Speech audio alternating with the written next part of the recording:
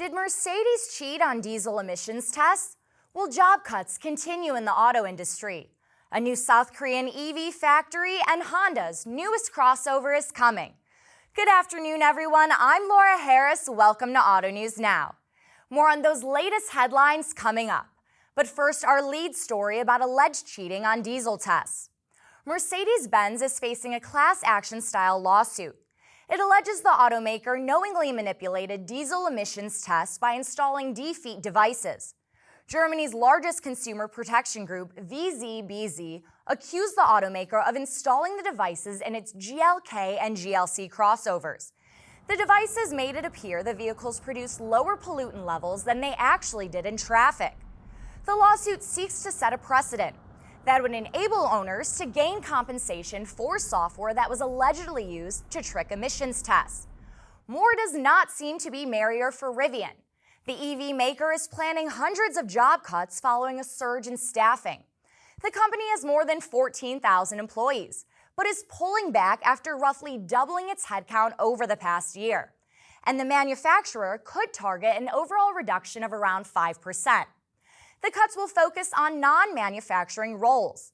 The layoffs are still in the planning stage. Nothing has been decided. NIADA is telling the Federal Trade Commission, ouch. The organization says the FTC's proposed new advertising and F&I rules would hurt consumers and make vehicles more expensive. The trade group estimated that rules could spur $1.4 billion in dealer costs over a decade. But the FTC sees a net benefit to society. To read the full version of this story, go to the More tab on our website and click on newsletters to subscribe. U.S. vehicle inventory is stagnant. According to Cox Automotive, June marked the sixth consecutive month when auto industry levels were between 1 million and 1.1 million vehicles.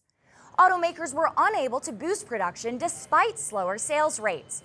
Cox said inventory was about 160,000 vehicles fewer than the same period in 2021.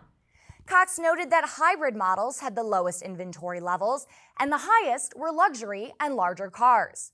There's some big news for Hyundai, as the automaker is set to build its first South Korean EV factory. It will become the first automobile plant to open in the country in almost 3 decades.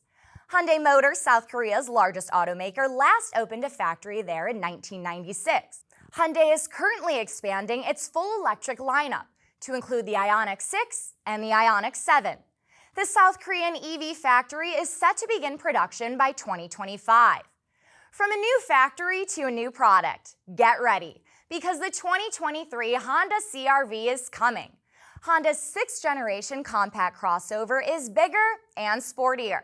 We'll have more on the new CR-V in our next edition of Auto News Now. That's all we have for today for Auto News Now. Thanks for watching, everyone. Be sure to follow us on Twitter at AutoNewsTV and online at autonews.com for updates from our reporters all day, every day. I'm Laura Harris. Have a great night, and I'll see you all next time.